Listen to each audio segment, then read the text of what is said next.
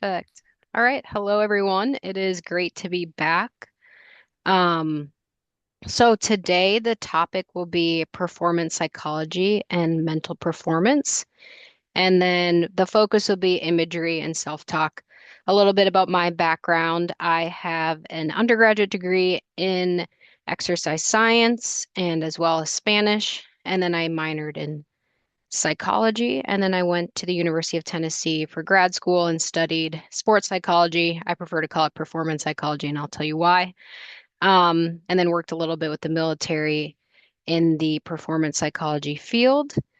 And then now I am back in Minnesota and able to do a little bit of teaching. So let's get into it. So the agenda for today, we're going to define sports psychology and mental performance. I'll do just a brief overview of skills versus strategies. And then we'll talk about imagery, we'll talk about self-talk, and then I'll leave a good chunk of time for any questions that anyone has. So, sports psychology is the study of psychological principles and their impact on performance. And then mental performance is when we apply and develop psychological skills, strategies, and processes that lead to optimal performances.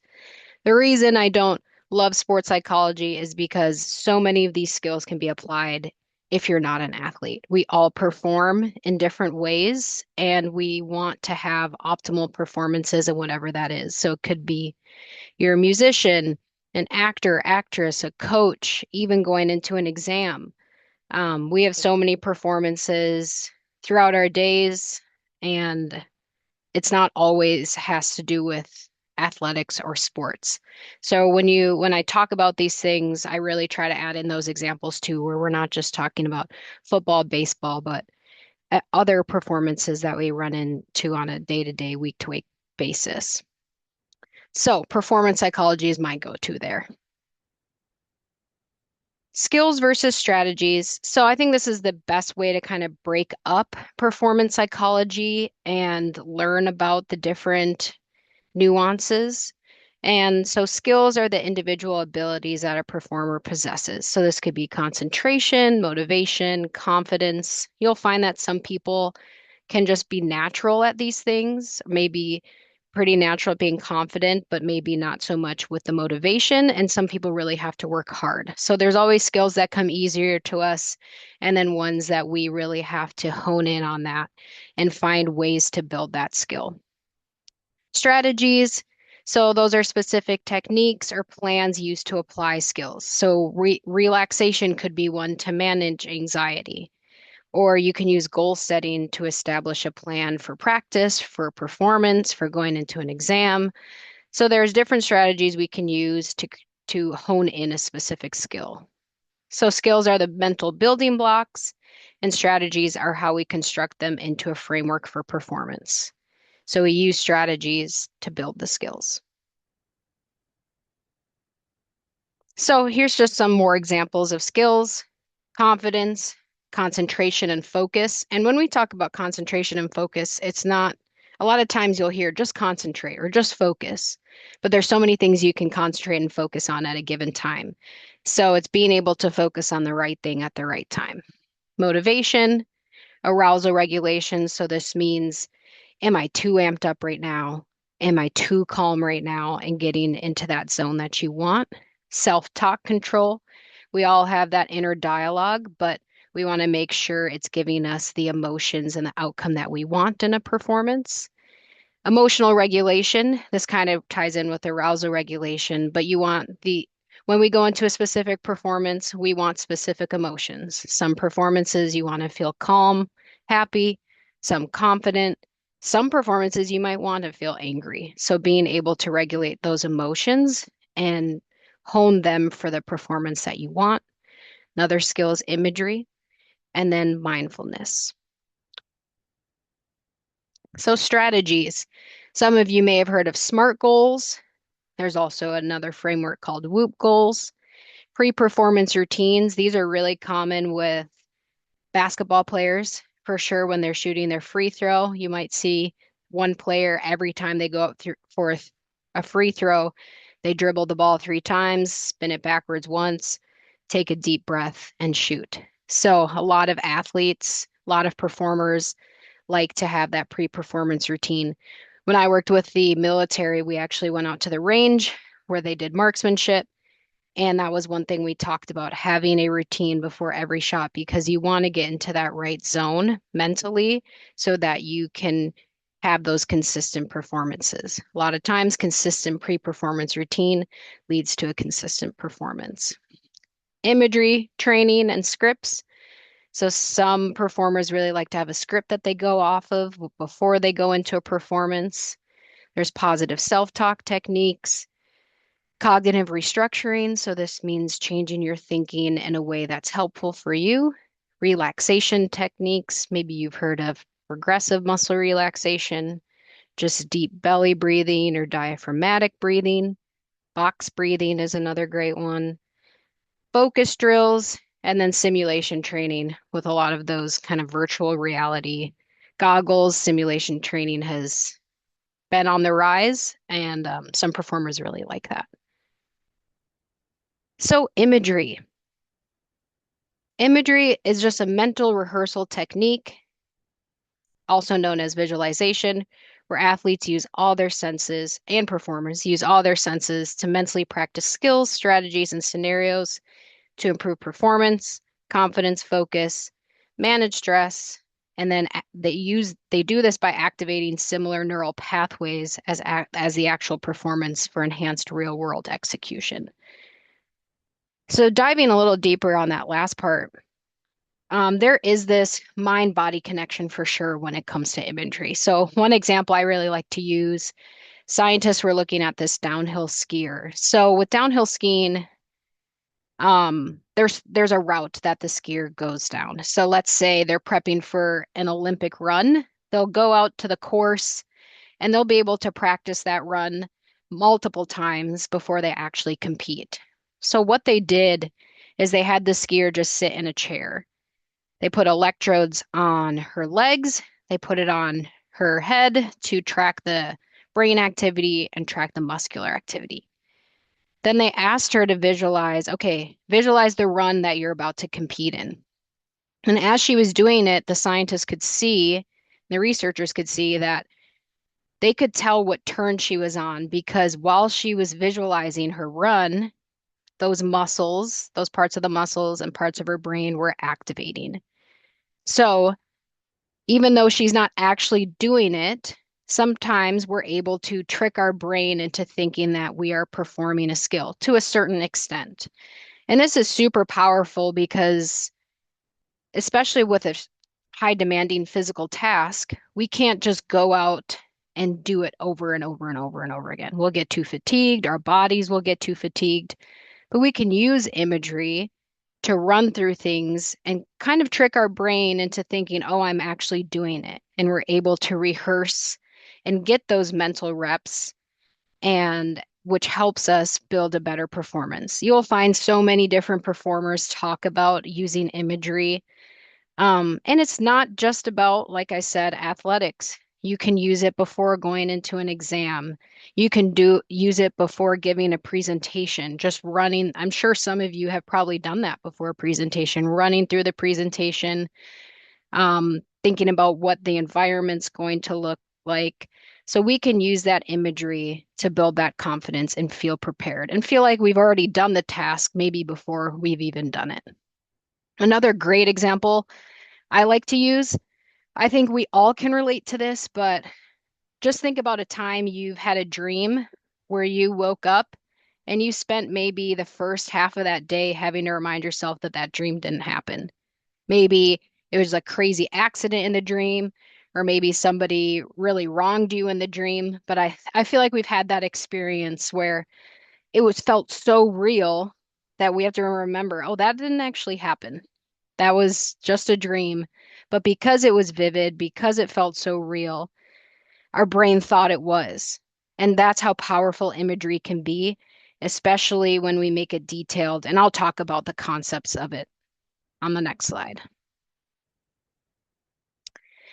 So I know there's a lot here on the slide, but I'll just go through each piece. So the first kind of goal when using imagery is use as many senses as possible. I would say people tend to have more difficulty with smell and taste, but think about when, like if I'm talking to a track athlete, when you step on the track, you can smell the rubber of the track. So just try to bring in that sense if you can. Taste, some people struggle with dry mouth. Maybe before an exam, you know you've had a cup of coffee, you can taste the coffee. Think about what you'll touch, think about sight, what you'll hear, and then kind of something you can add as you get better with imagery is that kinesthetic piece. So that just means adding in movement. So going back to the example with the skier, a lot of times you'll find athletes where they'll be in their gear. So maybe the skier is at the top, not about to go on their run, but has the skis on, has the poles in hand, and you can see him or her just up there, kind of moving side to side, eyes closed. So they're have that movement, obviously not to the same extent as when they're performing, but they're making it as real as possible to kind of trick their brain into thinking, all right, I'm actually doing this rep. Another thing you want to do is bring in people, places, and things. So for me, when I competed in gymnastics, I would often, when using imagery, I would often picture, okay, what is the venue going to look like where I'm going to be? So if I've competed there before, I know exactly what the layout was, where the different events were, where people sat in the stands. Or sometimes too, if I hadn't been there, I could look up kind of images on the computer. So we want to bring in as many details because again, that makes the imagery more powerful. Next part, we obviously want to make it specific to a performance, the outcome that we want when we're using imagery. What exactly do you want to get out of this piece of imagery? So make it specific because if it gets too broad, it can feel daunting and our imagination can run wild. So make it really specific. Make it vivid, and that's using those senses. You want to also make sure you have you're evoking the motion that you want for that specific performance. So let's say you're going into a presentation, you want to feel confident and calm.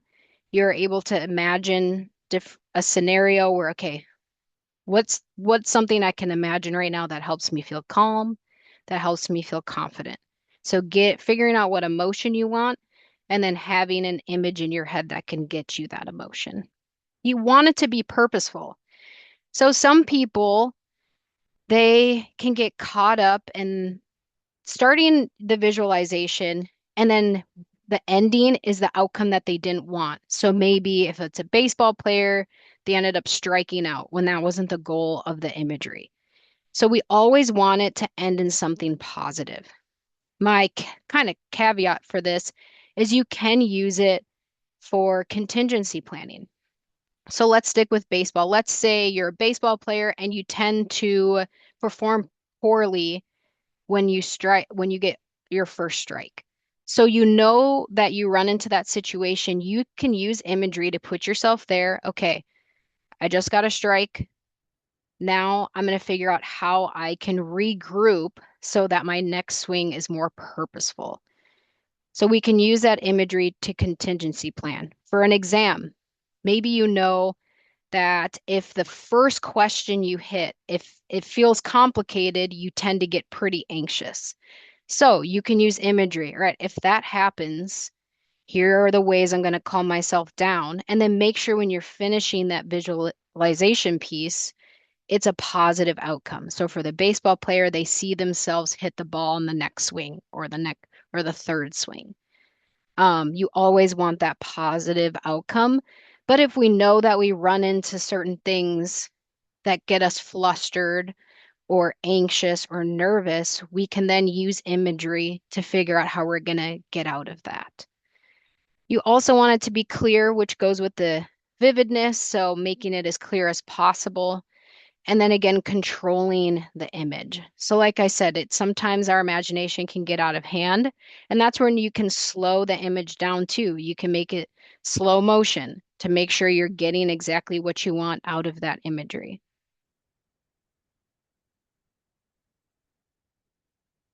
So when we can use imagery, there's so many different times, but these are the main ones I have broken down. So pre-performance, right before you're going into a performance.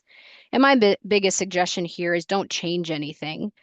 So don't try to change a technique. You've already done the practice, you've already done the training. So just making sure the pre-performance run through, you feel confident, it's simple, it's not overcomplicated, and it just gets you that emotion that you want before that performance.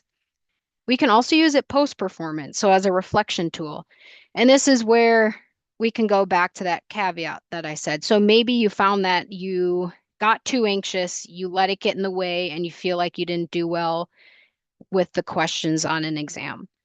So then you can go back, okay, for the next one, this is my plan. So when I find that I'm anxious, this is how I'll regroup for my next exam. So using it to analyze a performance and address any concerns. We can do it to learn a new skill. So I actually really use this when I was a young gymnast. I was injured, so I wasn't able to practice. However, I had a specific skill where technically I did not do it well. I got many deductions because of form issues.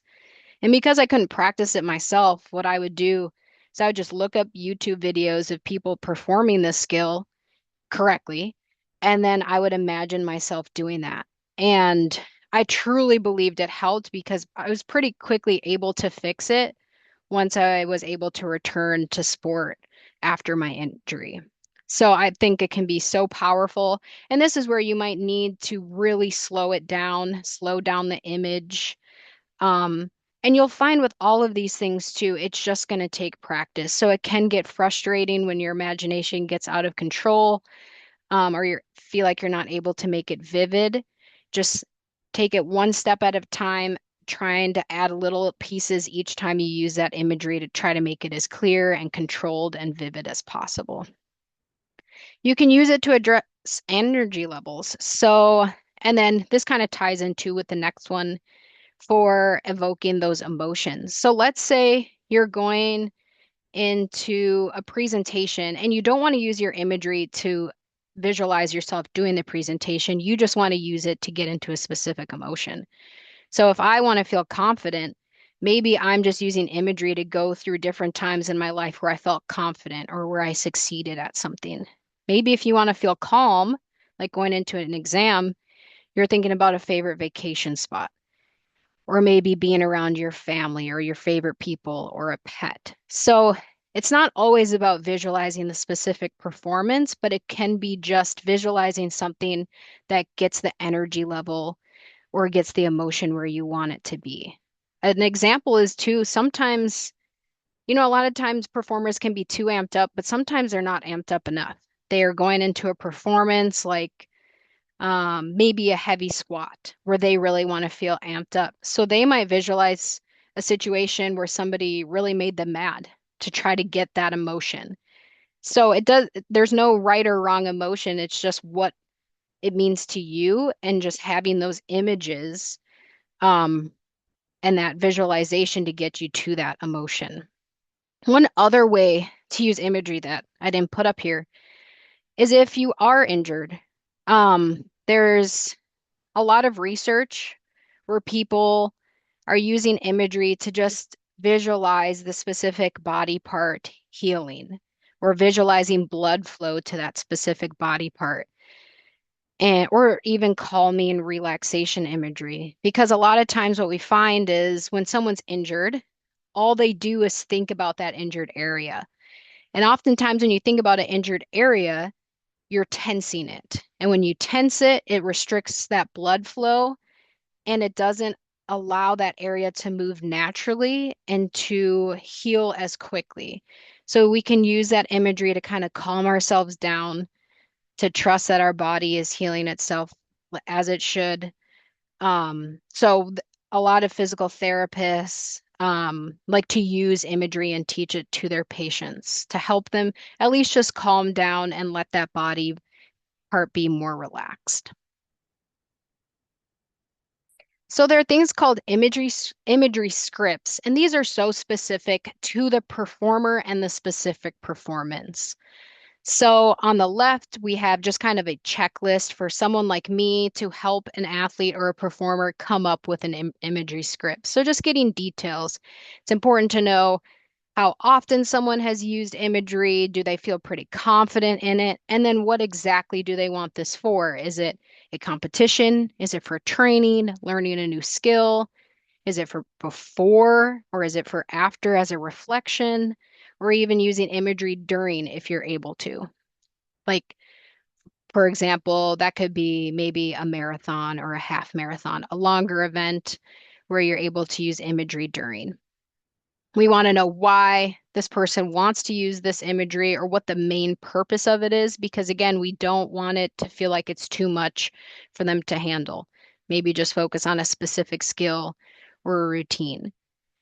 And then adding in senses. So when someone's new with imagery, maybe we're just focusing, let's just focus on the visual part of it and maybe the kinesthetic, where you're adding in a little bit of that movement. And then as somebody gets better with that imagery, we can add in more senses. On the right here is just an example of an imagery script. So now imagine yourself starting your walk. As you get started, you walk at a medium pace. You don't want to jump into anything too intense right away. So you walk at an intensity that lets you loosen up a bit first. Notice your muscles start to warm up a bit, your skin starts to feel warmer, and then so on and so forth. So this one is an imagery script, which it sounds like it's somebody as they're warming up before their performance. So it's really dependent on their performance, on the performer, on the athlete, and what they need and what they feel they need the imagery script for. So next I want to jump into self-talk. So self-talk is the internal dialogue that influences our emotions, actions, and performance. It can be positive, it can be negative, and it can be neutral. It often reflects our conscious thoughts, beliefs, unconscious biases, impacts our mental well-being and ability to handle challenges. It helps with reasoning, problem solving, motivation, but if negative or counterproductive, it can hinder personal growth and performance.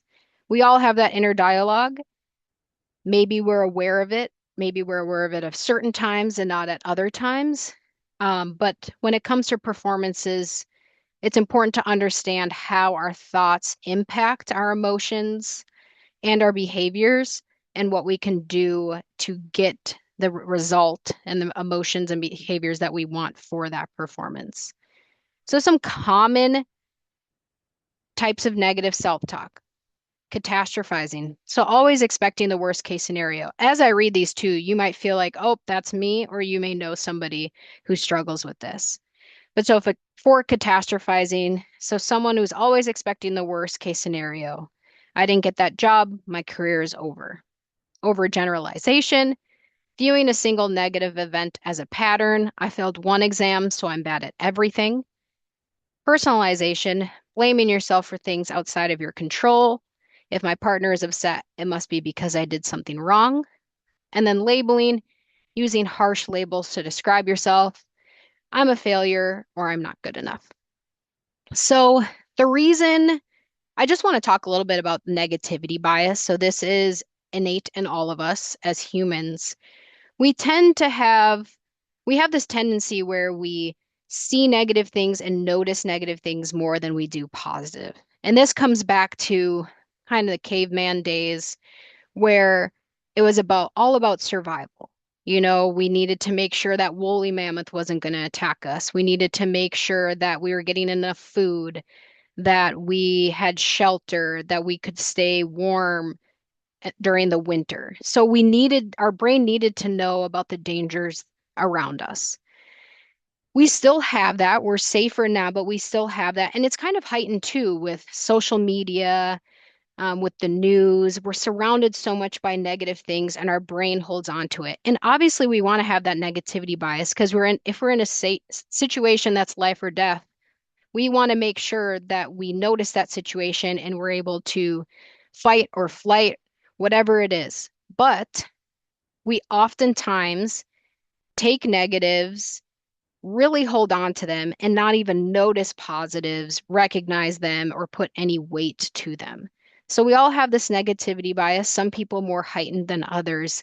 But this is why this negative self-talk, these types can be so common. It's because it's our brain trying to protect us from things. But it's also important that we're seeing the big picture.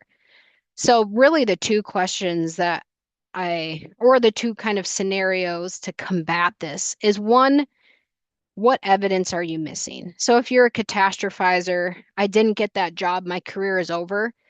Take a pause. What am I missing here? There could be so many factors that don't even have to do with you for why you didn't get a job.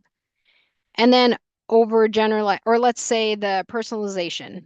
If my partner is upset, it must be because I did something wrong. You can say that's not true because of this, this, and this. Because I know they were just at work, they've had a stressful week. Maybe that's what, that's why they are upset, or just, asking the person. But we want to find that evidence to combat the negative types of self-talk because often there are different pieces of evidence that we can use. So I want to go over just a little bit the how our thoughts impact our emotions and behaviors. So when something happens, we have a thought about it, and that thought leads to certain feelings, emotions, and behaviors. So a very common one I like to use, somebody cuts you off in traffic. You might think, what a jerk. And then feeling, you feel frustrated, emotions, anger, and then behavior. Maybe you start driving more aggressively. But oftentimes, we can't change our initial thought on something, but we can change how we feed into that thought. So let's say someone cuts me off, I have those initial feelings, and then I tell myself, you know what, they could have a medical emergency. Then I'm going to feel calmer. I'm probably not going to drive aggressively like I would have if I thought that person was a jerk. Or you could feed into it.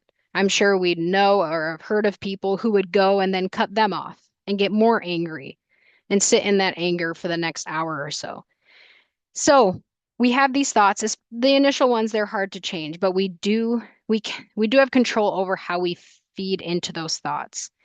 And when we're talking about performances, you know how you want to feel for a performance. You know how you want to feel before a presentation, before an exam, before you go into a heavy squat. So make sure your thoughts are getting you those emotions. If you want to feel angry, you know what to think about to feel angry. If you want to feel calm, think about the things you can think about to feel calm. So, a happy place. If you want to feel confident, think about the times where you performed well. So, know what feeling, know what emotion, know what behavior you want, and figure out what thoughts can get you there. Even if we can't control that first thought, we then can choose how we feed into it. So, that's where we can use this technique, SOS, stop, mentally tell yourself stop to give you the opportunity to address the thought and interrupt the cycle. Observe, observe what you are saying to yourself and how it makes you feel. Shift, shift your cognitive, emotional, and behavioral response by using positive coping skills and techniques. And that's where I talked about just having those questions. What what evidence am I missing? Or this isn't true because of this, this, and this. So making sure you're able to recognize the negative self-talk and find ways to combat it. And this may just come, sometimes you're not able to do it right in that moment. Maybe later in the day, you need to reflect on, okay, I didn't like how I handled this situation. Here's the negative self-talk that I feel like I had, and here's how I should have addressed it.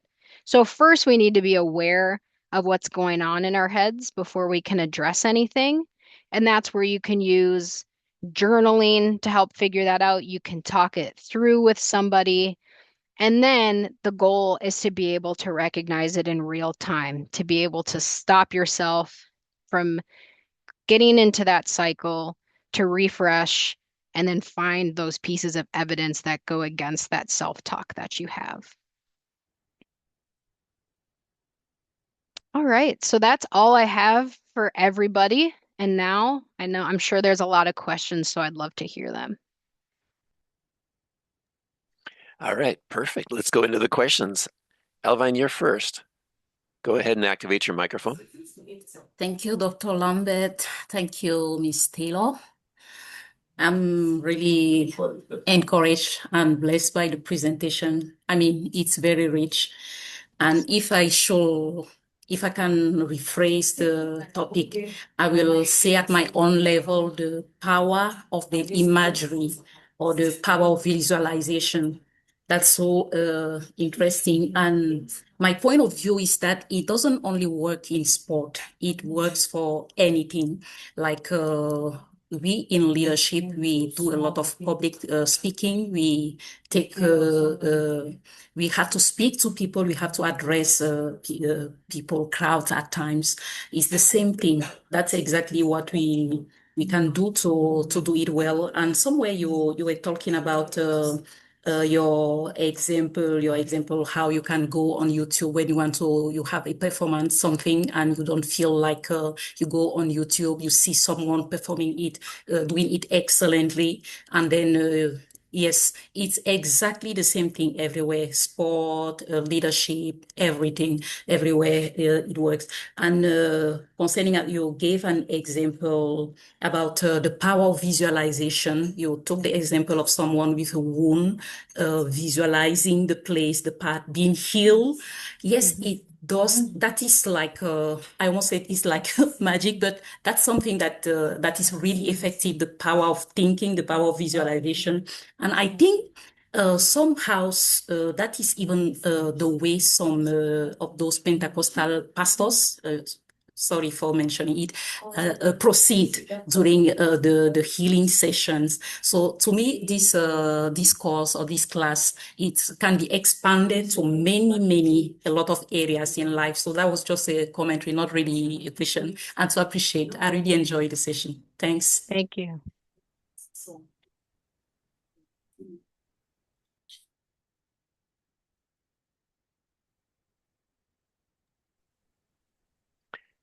Okay, I'm not seeing another question.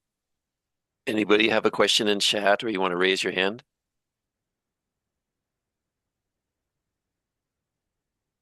Um, if we have a little bit of time here, do you think we could go through like a 5-minute exercise of actually doing in a visualization to feel it? Yeah, let me try to pull something up quick.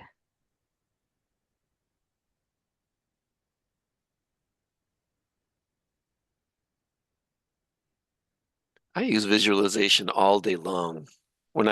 Before I start something at work, I visualize what I'm going to do before I actually start doing it.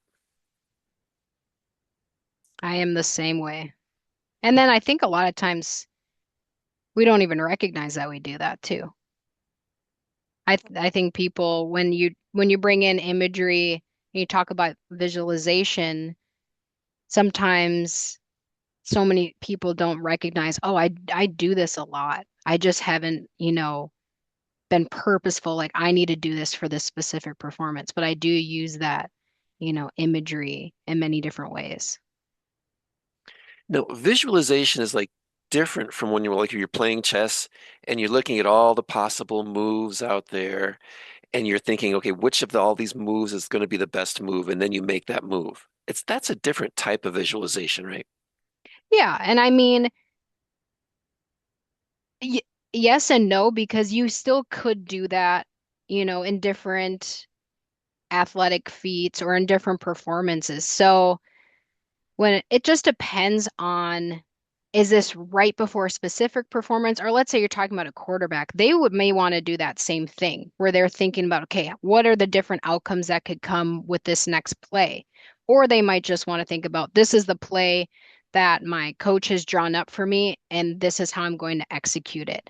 So it can be the same, it can be different. I would say a lot of times when you're going, especially going right into a performance, you're probably not trying to think about every outcome because that can just become daunting. But there are different performances where people do need to do that and be ready for those different outcomes. you want to take a question or go into that exercise? We can do a question quick. I'm just trying to pull up a Okay, script. thank you for the presentation. Let's see. I got to read it all. There we go. What is the consequence for a person who has not practiced sport or the mental consequence on well-being?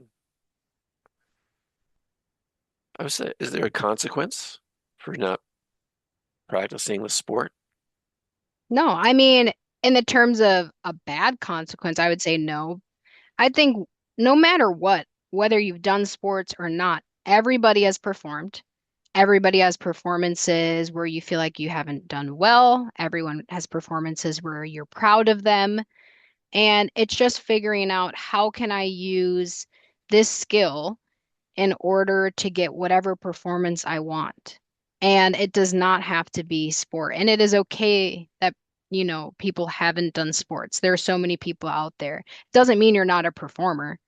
And it doesn't mean you can't use these skills. So I'm not going to say there are any negative consequences for not doing sports. It's just, these skills can be applied in so many different areas, and performances can mean so many different things. There's a question from Pedro about different ages. Like, when would you start using these sort of components for, what age, how early on? And also for older, elderly people to keep them engaged. Can you just use visualizations to keep them? Does it, I mean, they don't have to do like the full sport, but through visualization, does it actually have a physical effect? Yeah, definitely. And I would say the biggest piece when with kids is just not complicating it. So figuring out where are they at? Ask them, okay, like when you went and did that, what were you thinking about? Because kids cr obviously have crazy imaginations, so they probably are using that visualization. So you can ask them, were you picturing anything? And if you were, what was it? And if not, if they have no idea, you can just say, okay, hey, close your eyes. Can you see yourself kicking the ball? They can say yes. And you can just have them run through that. And as they get more confident, just adding in those little details like, okay, let's now imagine there's someone in front of you and you have to kick it to the left to go past them. So adding those little details, and it could just be when you're doing it with kids, you don't even need to focus on a performance outcome for them. Just having them practice that imagery will be helpful as they advance into a sport or into a performance. So just having them practice it. And it's just a great practice too for kids to gain control of where their thoughts and that visualization goes, because that is a really key aspect. And then for older individuals, yeah, I believe it can be helpful as well.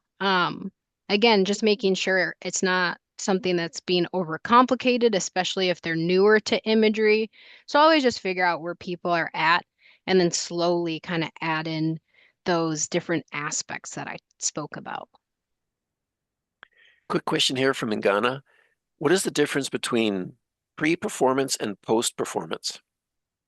So pre-performance is just right before you're going into a performance. In terms of imagery, oftentimes you want to keep it pretty simple so you can just run through the performance you're about to do in your head, or you can run through an imagery or visualization that gets you the emotion that you want. So let's say before a performance, you want to feel calm.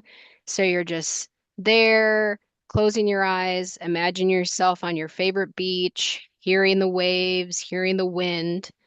And then post performance, you can use it as a way to reflect on the performance. So you're closing your eyes, you're imagining, okay, how did that performance go? Did I do what I wanted to do? If I didn't, how can I adjust for next time?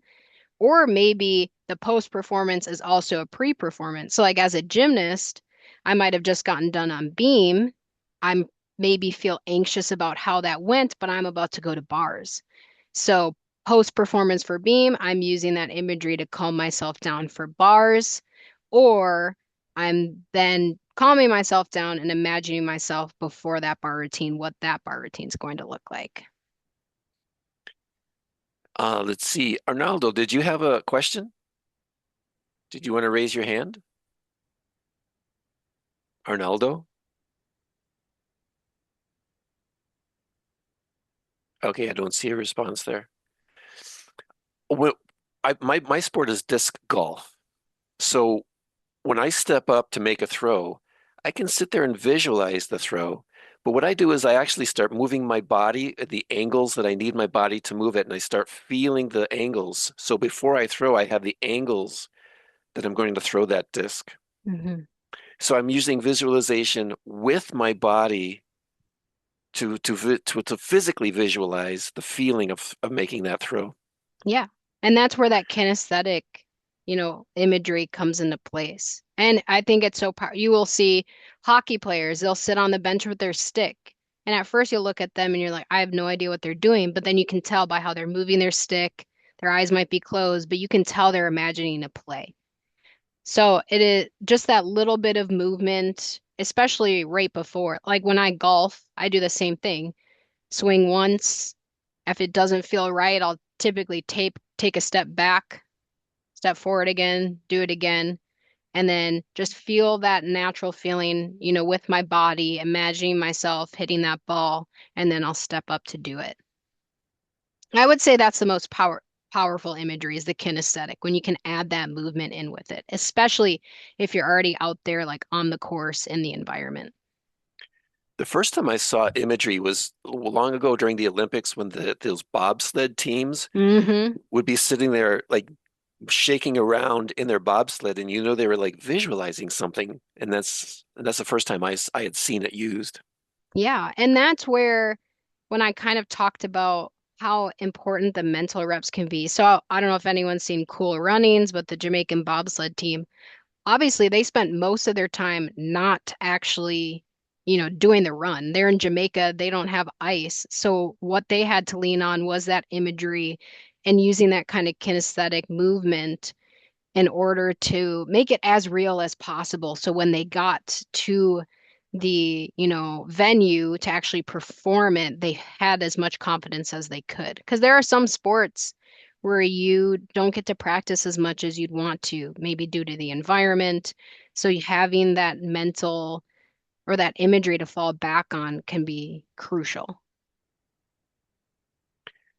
Let's see, Agostinho, where'd that go? Agostinho says, how can the pre-performance be as the post-performance? Say that again. So how can the pre-performance be as, or be maybe be like the post-performance?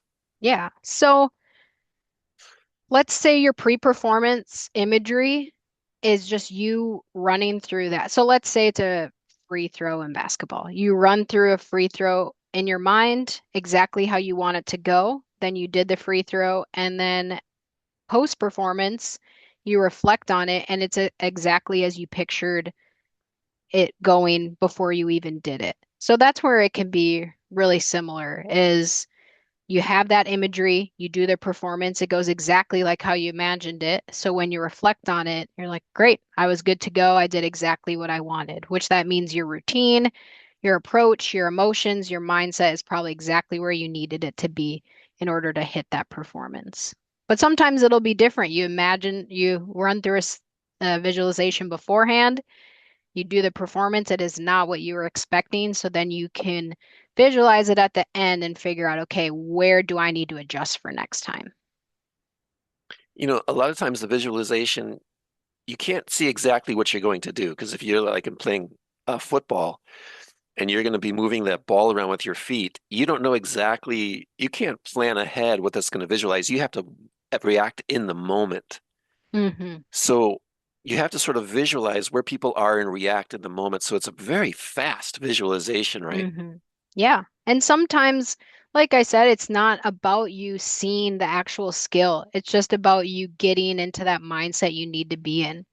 So let's say in football, you don't have time to visualize. You have the snap, the play goes, but you're not happy about your throw. So you can visualize just yourself maybe in your happy place. You can visualize a time where you did perform well, just really quick, so you can feel confident going into the next play. Let's see. Alvine says, my personal takeaway, to be successful in anything, performance, it's important to be mentally successful first, using the power of visualization and the power of self-talk. Yeah, absolutely. If you have control over your mind, that's going to do amazing things for you. You want they I knew this sports psychologist, and he said the whole point of sports psychology is getting your mind to work for you rather than against you. So Jean Renaud asks, how can we avoid negative thought?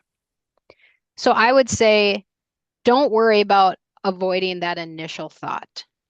We like when you stub your toe, you're not going to take the time to think about, oh, what's the most beneficial thought for me right now? You're going to say, no, that, ouch, that hurt, or whatever the thought is. But I think we've all had moments where we've let something as small as a stub toe in the morning ruin our day. We just go into those negative thoughts for the rest of the day. We just decide, you know what, today's not my day. The real goal is being able to recognize you're in that, trap of negative thinking and figuring out how you're going to get out of it. So reframing it, maybe changing the focus for the day, focus for that performance, but don't stress about that initial negative thought or those first couple, because then you're just going to get even more frustrated. Like I have this negative thought and now I'm mad I have this negative thought. Just recognize that it happens, but figure out how you're going to not feed into it. Let's see. Musa says, can sport help mental health? For sure. It can be a way to, a lot of us have a lot of things on our minds throughout the day. And oftentimes when you're in sport or doing any kind of physical feat, you can only focus on that physical feat. So it calms you down or it gets you just focusing on one thing that you love to do. And also, there's the endorphins impact of sport and working out. It helps lower stress, it helps with sleep, helps build confidence. So, definitely. Maureen asks an interesting question here. Would you say that visualization is similar to faith? And then she gives a verse from the Bible that faith is the substance of things hoped for, the evidence of things not seen. I think it can be, and it totally depends on what faith means to you. But I know when people pray, when people have their moments of just silence with their eyes closed, there's typically definitely some kind of visualization imagery going on. And, with faith, maybe it's about just kind of letting your mind run kind of free, just let your visualization go. Or maybe it is more about being purposeful and what you want to visualize and what you want to image. So I think there's definitely could be a connection there. And faith kind of makes helps you avoid those negative thoughts too, right? Yeah, it definitely can. And it Let's can, see.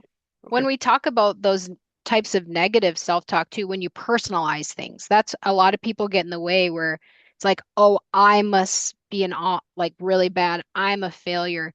Faith, I've found can often help people kind of step out of that. Like, oh, there are going to be times where I don't do well or I do fail, but I'm not going to personalize it and say I'm a failure because of it. I'm going to take that as an independent, example and not say that that's going to be generalized over everything I do and everything I try.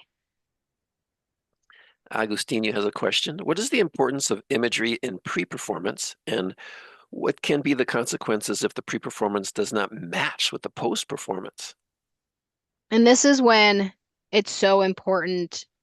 When you're doing pre-performance, make sure you've practiced that imagery. I wouldn't try imagery right, for the first time right before a performance because the controllability part can be hard. Because our mind can just run wild and all of a sudden the result we got is not what we wanted in our visualization. So then we go into a performance even more flustered. So making sure you're practicing that imagery before you're even going into that performance is super important. And then avoiding frustration is just through practice, but also recognize there are going to be times where you come out of a performance, you're like, wow, that imagery didn't help and just accept it and then kind of create that plan for the next time. Because there'll always be times where we do get frustrated and how we approached a situation, but then we just need to regroup, figure out what to do better for the next time. Okay.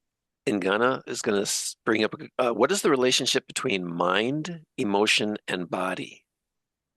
So that's kind of like that visual I had. So when something happens in our minds, we have a specific thought. That thought drives an emotion. So morning, you might have a thought about that. Oh, like, I don't want to get up. Then your emotion to that thought might be frustration, might be annoyed, and then that can impact how your body reacts too. So because you're annoyed, because you're frustrated, you might get more cortisol in your system, which is a stress hormone. Or you hear your alarm go off and you say, awesome, I'm excited to start the day. Then you're going to feel confident, you're going to feel excited, and then you will decrease that stress hormone that's going on in your body. Or there are certain times where you might feel anxious and then you feel your heart racing. You feel your muscles tense. You start sweating. So that is how a thought can impact our emotions, which then ties into how our body reacts.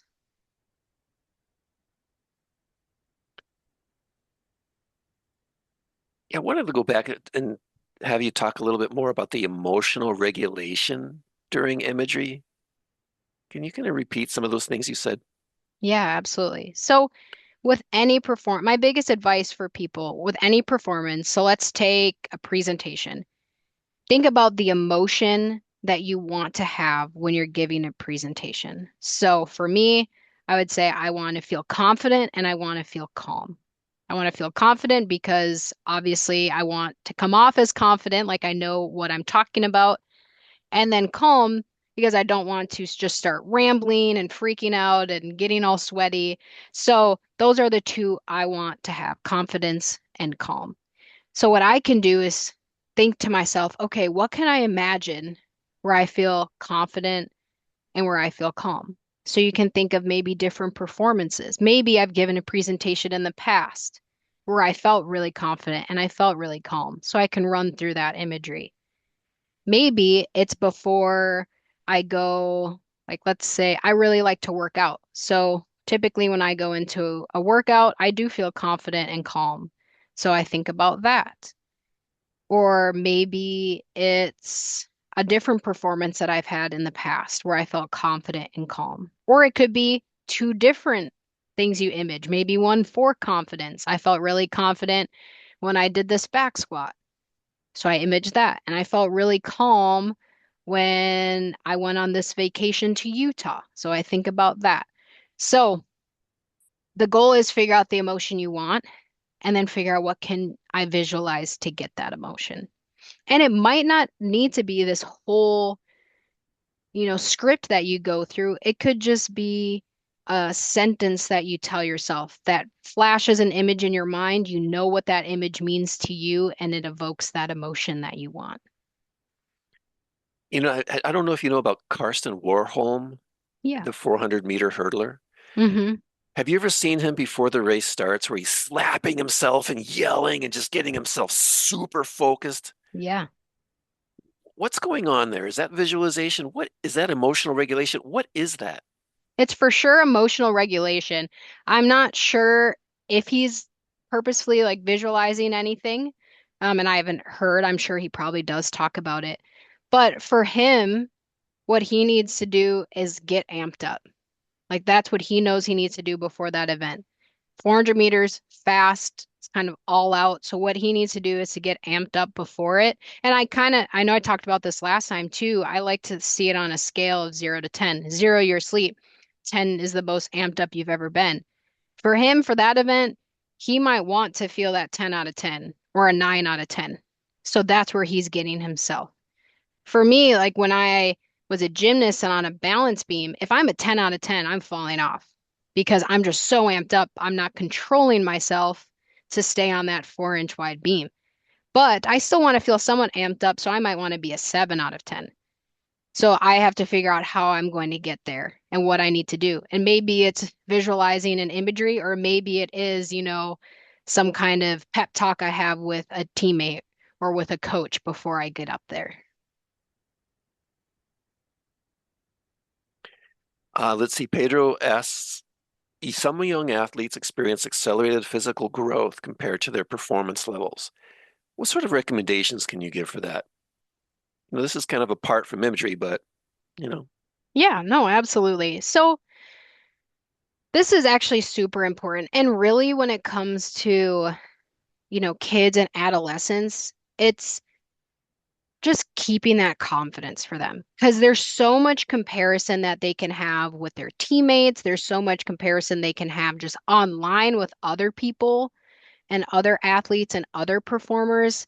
And I have seen many times where coaches gravitate to the kids, who are getting it and kind of ignore, the ones that aren't. So as a coach, it's important that you're instilling that confidence and telling them like you will get it. Don't focus on the comparison of how quickly somebody else figured out the skill versus how you are. And also, coaches can fall into the trap too. Like let's say a any athlete or any performer is continuously doing a skill wrong with the wrong technique. Just be mindful of how many times you have them try it because every time they're doing it, they're reinforcing that pattern. So, as a coach, you might just need to stop them and say, "Hey, we're done for today. Don't worry about it, but I don't want you to keep doing this the wrong way because then you're enforcing that pattern to continue to do it that way. So if we're not able to change anything today, let's regroup. And maybe that's where they can implement that imagery, look at the videos, do that kinesthetic imagery to try to figure out how they can kind of change that. But with adolescents, just keep that confidence there, obviously giving them the instruction for that sport or for that performance, but just being patient because everybody grows at different rates. And it's so hard to get that mind body connection where when every day you feel like a different person. So just kind of being that big mental supporter for them, that confidence builder.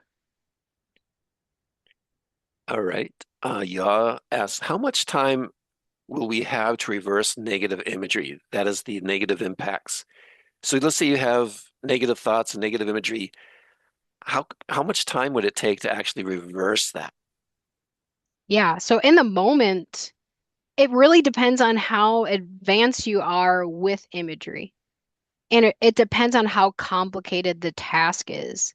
So, for example, for some reason, when I would image a bar routine, every bar routine has a dismount. For some reason, I could never imagine myself letting go of the bar. It was just really hard to do that. So it's about slowing it down, slowing down the skill, and as much as possible. And as you get more confident in it, then you can kind of speed it up. But in terms of like long term, let's say you've had a habit of having negative imagery, it is going to take longer for you to be able to kind of break that down and change how you image things. But that's where it comes, you have to have that awareness and maybe just some kind of journal that you keep where you have a script already written out so that you can read the script, you can go through the imagery, and then as you practice that, as you get better, it should become more natural for you to have more effective imagery and visualization. Okay, we have about a minute or so left. I'll just throw in a sort of an idea here is that in Greece, for like thousands of years, they had the 12 labors of Hercules, which were these stories of like Hercules would have to go into the forest and kill a lion and bring back its mane. And so the monks throughout Greek history would visualize this story. And the purpose was to overcome their anger. And all they would do would they would visualize this over and over and over again, going through the story and feeling they're actually attacking the lion and battling the lion and having to kill the lion. And the object was for them to eventually conquer their anger so that they would never be angry again. But they did it all through meditation and visualization. Hmm. And I think that's kind of an extreme example where the imagery is the sport. Do you know what I mean? Yeah, absolutely. Like one for me, um, and this is where it can just be so just dependent on who you are and what is powerful to you. So it could just be a motto. So for me, um, they say that bison or buffalo, when a snowstorm comes, they walk into it because the fastest way, to get through a storm is walking into a storm. So I will literally imagine that and this isn't just about a performance, like if something's going on, there's a lot of stress in my life, or maybe something's going on with a family member and I'm feeling anxious, I just think about, into the storm. The best way through a storm is to go right head on and handle it. So that's when we can kind of use that image, but it means something so much bigger to us. And all we have to do is picture that, and our kind of body and emotions just get to where we want it to be, for that specific kind of task or scenario or situation that we're about to tackle. Okay, excellent. Do you have any last words? A minute or so if you want to say anything? So I know we didn't get the script, but if anyone wants to try it, look up progressive muscle relaxation and I can put it in the chat. And there's a lot of scripts. And it has to do with calming down muscles too, but there's for sure that imagery piece to it. So try it out, go through the script. I'm sure there's actually YouTube videos too, so you can just listen to somebody talk about it. But that could be something for you guys to try. But thank you so much. I appreciate the time. Are you going to put a document into chat? Is that the idea? I was just gonna I could find a video too and put it in a chat, but I'll just Do put you the want to? title of it right now. Okay. Or do you want to come back and talk about that too? Yeah, definitely. And then go through some exercises? Yeah, we could do that. All right, everybody. Thank you so much, Taylor Lewis, for another great class. I'm going to allow everybody to unmute their microphone so that you can say thank you and bye. Thank you. Thank Thank you you. so much, Sabrina Thank here. you. Best Bye-bye. presentation. Thank you. Thank you, Good. Taylor. Bye. Great.